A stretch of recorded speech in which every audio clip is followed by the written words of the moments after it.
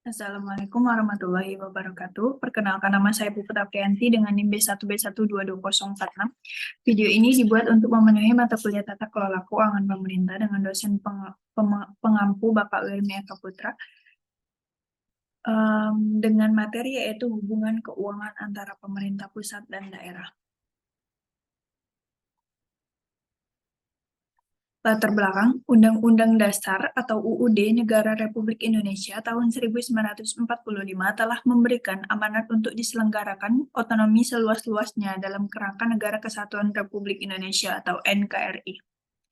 Dengan demikian, perlu adanya pengaturan secara profesional mengenai hubungan keuangan, pelayanan umum, pemanfaatan sumber daya alam dan sumber daya lainnya antara pemerintah pusat dan pemerintah daerah, dan antara pemerintah daerah itu sendiri.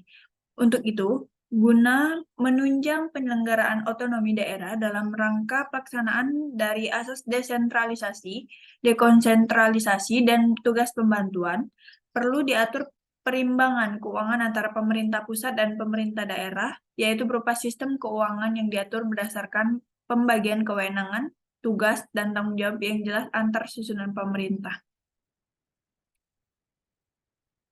Pendahuluan, sebagaimana amanat Undang-Undang Dasar Negara Republik Indonesia tahun 1945 yang tercantum dalam pasal 18A ayat 2 yang berbunyi hubungan keuangan, pelayanan umum, pemanfaatan sumber daya alam, dan sumber daya lainnya antara pemerintah pusat dan pemerintah daerah diatur dan dilaksanakan secara adil dan selaras berdasarkan undang-undang.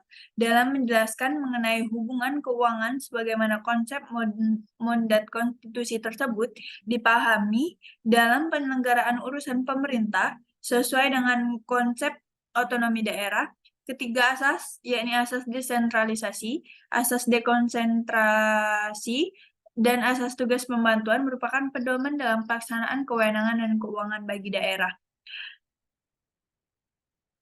Asas desentralisasi ini dapat dilihat sebagai hubungan hukum perdata, pelepasan beberapa hak dan tujuan tertentu, dan beberapa hak pemilikan kepada penerima.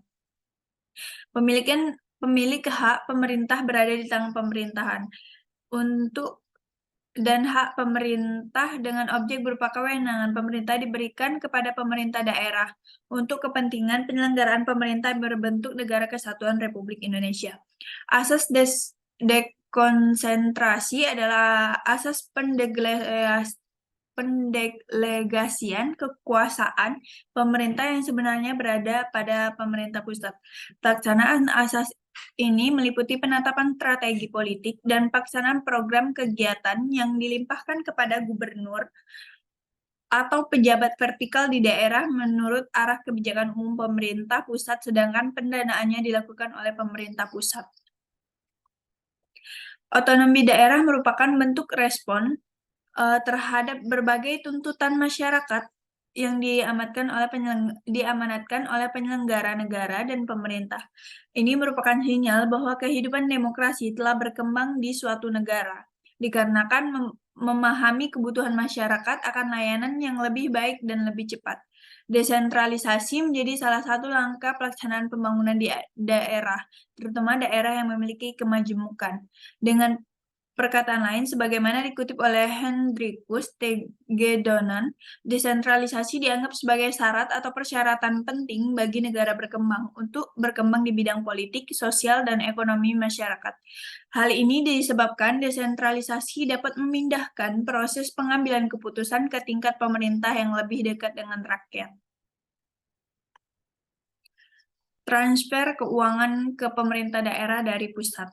Nah, terdapat dua sistem pengelolaan keuangan, yaitu sentralisasi dan desentralisasi. Sentralisasi diterapkan era sebelum Undang-Undang Nomor 32 Tahun 2004, artinya sebelum pemerintah pusat mengalokasikan dana ke daerah didasarkan pada Undang-Undang Nomor 5 Tahun 1974 tentang pokok-pokok pemerintahan di daerah. Pembagian keuangan antara pemerintah pusat dan daerah didasarkan pada kategori, yaitu yang pertama ada pendapatan yang ditunjuk atau diserahkan, yang kedua ada subsidi, yang ketiga ada biaya sektoral, yang keempat adanya pinjaman. Sistem yang berlaku pada saat ini adalah sistem desentralisasi. desentralisasi ini dikenal melalui bentuk dana perimbangan dari pusat ke daerah. Lebih lanjut disebutkan bahwa anggaran transfer ke daerah merupakan salah satu instrumen kebijakan desentralisasi fiskal guna mendanai urusan pemerintah yang menjadi kewenangan daerah dalam rangka pelaksanaan otonomi daerah. Transfer ke daerah merupakan bagian dari belanja negara. Kegiatan pendanaan transfer ke daerah bersumber dari anggaran pendapatan dan belanja negara atau APBN. Pendanaan ini dialokasikan ke daerah dalam rangka untuk melaksanakan desentralisasi yang di dalamnya terdiri dari dana perimbangan dan dana otonomi khusus dan penyesuaian. Kegiatan ini dilaksanakan dengan tujuan supaya tidak terjadi ketimpangan pendanaan antara pemerintah pusat dan daerah. Kegiatan pendanaan transfer ke daerah juga ditunjukkan untuk mengurangi kesenjangan pendanaan urusan pemerintah antara daerah, mengurangi kesenjangan layanan publik antar daerah, mendanai pelaksanaan otonomi khusus dan keistimewaan daerah. Transfer ke daerah ditetapkan dalam APBN. Peraturan Presiden dan Peraturan Menteri Keuangan atau PMK yang selanjutnya dituangkan dalam Daftar Isian Pelaksanaan Anggaran atau DIPA yang ditandatangani oleh Direktur Jenderal Perimbangan Keuangan selaku kuasa pengguna anggaran atas nama Menteri Keuangan selaku pengguna anggaran untuk tiap jenis transfer ke daerah dengan dilampiri rincian alokasi per daerah. Untuk melakukan kegiatan transfer ke daerah, biasanya Dirjen Perimbangan Keuangan menerbitkan surat perintah membayar yang berguna untuk memerintah kepada bendahara umum melakukan pemindahan pembukuan uang yang akan dialokasikan kepada daerah yang ingin diberikan dana. Usaha pajak dan kebutuhan fiskal. Setiap daerah atau subnation mesti menyediakan pelayanan publik minimum atau vital kepada masyarakat yang berada di wilayahnya tanpa memandang apakah mereka itu penduduk tetap ataukah pendatang. Banyak daerah yang menanggung banyak beban tanggung jawab fiskal, seperti misalnya daerah yang memiliki banyak penduduk miskin ataupun daerah dengan provinsi penduduk usia sekolah atau 6-18 tahun tinggi.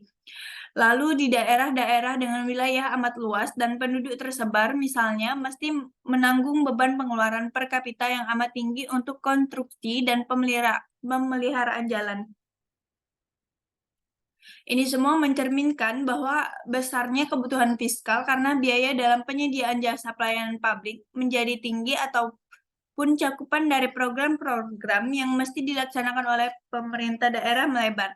Jadi pada dasarnya kebutuhan fiskal adalah kebutuhan daerah yang membiayai semua pengeluarannya dalam rangka menjalankan fungsi dan kewenangan daerah menyediakan pelayanan publik.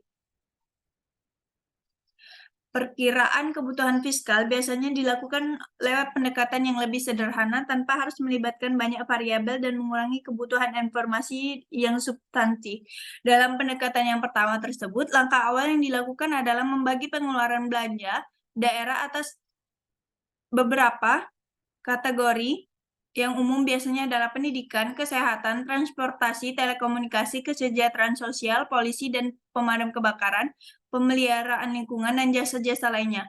Pembagian ini tentu cenderung bervariasi antara negara tergantung kepada kewenangan atau fungsi yang dimiliki oleh daerah. Namun yang dikemukakan tersebut di atas adalah fungsi-fungsi yang lazim berada di tangan daerah. Dekonsentrasi dan tugas pembantuan. Dekonsentrasi adalah pelimpahan wewenang dari pemerintah ke gubernur sebagai wakil pemerintah atau kepala instansi vertikal di wilayah tertentu. Dana dekonsentrasi adalah dana yang berasal dari anggaran pendapatan dan belanja negara yang dilaksanakan oleh gubernur sebagai wakil pemerintah yang mencakup semua penerimaan dan pengeluaran dalam pelaksanaan dekonsentrasi. Tidak termasuk dana yang dialokasikan untuk instansi vertikal pusat di daerah. Pendanaan dalam rangka dekonsentrasi dilaksanakan setelah adanya pelimpahan wewenang pemerintah melalui Kementerian Negara atau lembaga kepala gubernur sebagai wakil pemerintah di daerah atas beban APBN sesuai dengan besaran wewenang yang dilimpahkan dan dipergunakan untuk kegiatan yang bersifat non-fisik. Tugas pembantuan atau TP adalah penugasan dari pemerintah kepada pemerintah daerah untuk kewajiban melaporkan dan mempertanggungjawabkan pelaksanaan kepada yang menugaskan. Dana tugas pembantuan adalah dana yang berasal dari APBN yang dilaksanakan oleh daerah dan desa yang mencakup semua penerimaan dan pengeluaran dalam rangka pelaksanaan tugas pembantuan. Pendanaan dalam rangka tugas pembantuan dilakukan setelah adanya penugasan pemerintah melalui Kementerian Negara atau lembaga kepada kepala daerah, gubernur atau bupati atau wali kota atas beban APBN yang dipergunakan untuk kegiatan yang bersifat fisik. Dana tugas pembantuan provinsi adalah dana yang berasal dari APBD provinsi yang dilaksanakan oleh kabupaten atau kota dan desa yang mencakup semua penerimaan dan pengeluaran dalam rangka pelaksanaan tugas pembantuan dari pemerintah provinsi kepada pemerintah kabupaten atau kota dan atau desa. Dana tugas pembantuan kabupaten kota adalah dana yang berasal dari APBD kabupaten atau kota yang dilaksanakan oleh desa yang mencakup semua penerimaan dan pengeluaran dalam rangka pelaksanaan tugas pembantuan dari pemerintah kabupaten atau kota kepada desa. Kesimpulan, hubungan keuangan antara pemerintah pusat dan daerah dalam berbagai kebijakan peraturan perundang-undangan baik Undang-Undang Nomor 25 Tahun 1999 maupun Undang-Undang Nomor 33 Tahun 2004 merupakan koreksi terhadap peraturan perundang-undangan di waktu sebelumnya. Hal ini terlihat dari pemerintah pusat menyerahkan beberapa sumber-sumber pajak dan retribusi yang dimiliki pemerintah pusat yang selanjutnya menjadi sumber-sumber pendapatan asli daerah atau PAT. Sebagai konsekuensi dianutnya desentralisasi, Undang-Undang Perimbangan Keuangan di era reformasi ini telah memasukkan perimbangan keuangan dalam masalah pajak bumi dan bangunan sektor perkotaan dan pedesaan. Pajak penghasilan dan masalah sumber daya alam yang terdapat di daerah-daerah yaitu pertambangan umum, minyak bumi, dan gas, kehutanan, perikanan, sehingga potensi keuangan daerah menjadi bertambah dan secara signifikan akan berpengaruh terhadap pelaksanaan otonomi daerah di wilayah Negara Kesatuan Republik Indonesia. Daerah harus mampu melakukan pengelolaan keuangan daerah yang meliputi perencanaan, pelaksanaan, penatausahaan, pelaporan, dan pertanggungjawaban, dan pengawasan keuangan daerah itu sendiri, di mana pemegang kekuasaan pengelolaan keuangan daerah adalah kepala daerah yang